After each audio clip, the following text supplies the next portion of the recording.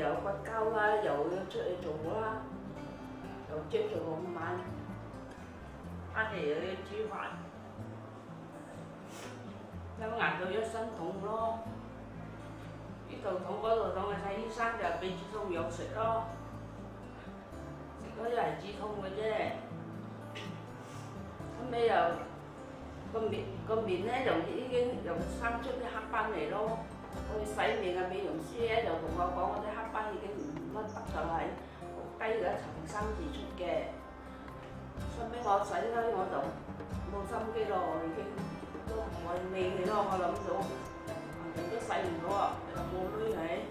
舊年啊，聽人哋講黑芝麻好，我就買嚟食咯。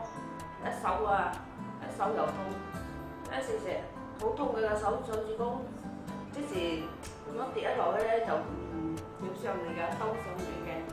咁係食隻黑芝麻咯，食到依家咁樣唔經唔覺好咗咯。